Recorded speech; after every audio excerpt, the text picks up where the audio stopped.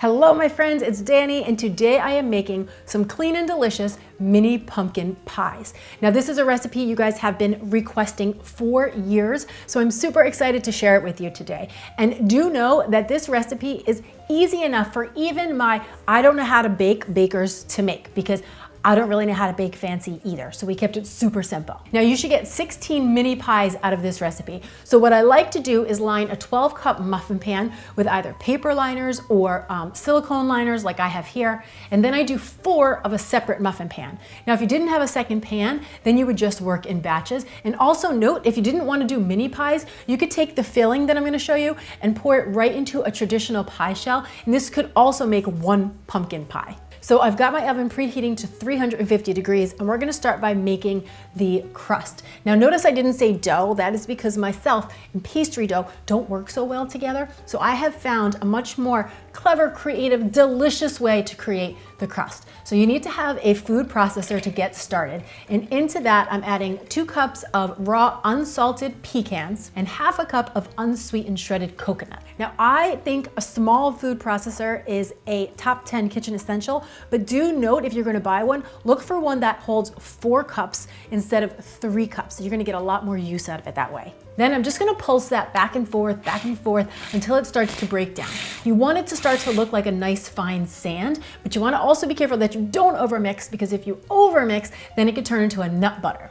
Once you've got it just the way I have it here, you're gonna add in a 1/4 cup of real maple syrup, 2 tablespoons of melted coconut oil, and then just a 1/4 teaspoon of kosher sea salt. I'm gonna give that a few more pulses just to get all of those ingredients mixed together. And when it's done, this is what it's gonna look like. It's kind of like a wet sand, and you'll notice that if you squish it between your fingers, that it sticks together. That's exactly what we're looking for. Then I'm just gonna do my best to divide this as evenly as possibly among all 16 cups, right? So it's about a good tablespoon or so in each cup. And then just using my fingers, I'm gonna press it down into the bottom of the cup and even up the sides just a little bit, right? So it takes a little bit of patience, but it's very easy to do, much easier than working with pastry crust, in my humble opinion. Hashtag you can thank me later. Once you have those all done, you can set the pans aside and then grab a nice big bowl to make the filling. What's so great about this filling is everything just goes into the bowl and gets mixed together. Hashtag now that's my kind of baking. Hashtag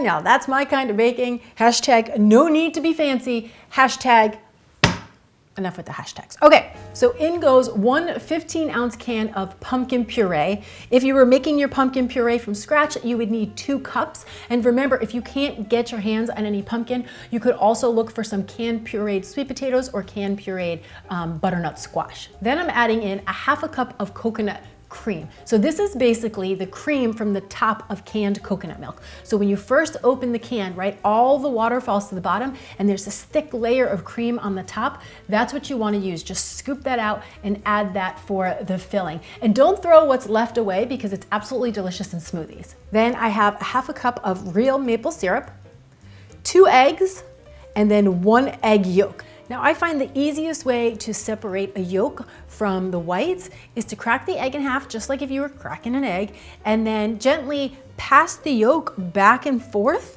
amongst the 2 shells, and you will see that the whites will fall out and drip into the bowl below, and you will be left with the yolk. And then you can just toss that right into the bowl. The extra yolk helps to keep it really rich and creamy. Then I've got 1 teaspoon of ground cinnamon, 1½ teaspoons of pumpkin pie spice, 1 teaspoon of vanilla extract, and a half a teaspoon of kosher sea salt. Now you could certainly mix this all by hand, but I like to just do it with a hand mixer just to make sure I get the job done. So you just get in there and just mix until everything is well incorporated, and you're gonna see it looks just like pumpkin pie filling, because that's what it is, and it smells absolutely delicious. Then again, I'm gonna do the best that I can to divide the filling evenly amongst all 16 muffin cups.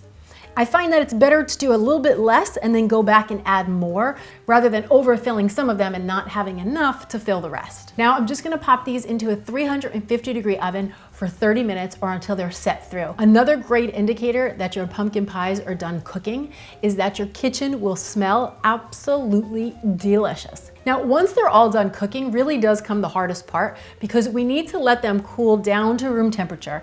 And then what I like to do is pop them out of the pastry cups, transfer them into an airtight container, and let them sit in the fridge for a minimum of 8 hours before serving. This gives the crust enough time to become nice and firm, and it gives the custard an opportunity to set up as well. Then when you're ready to enjoy them, I love serving them with some fresh whipped cream over the top and a little bit of extra cinnamon. I mean, this really is the perfect dessert for Thanksgiving or really any holiday gathering. And I just love that they're individual sized. This way you have enough room on your plate if you want to taste any of the other desserts, or if you just want to have an individual serving.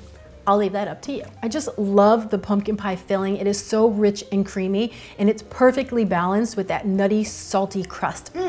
So good. So I am super excited for you guys to give this recipe a try. And when you do, please tag me on Instagram and Facebook so I can see all of the clean and deliciousness that you're whipping up in your very own homes.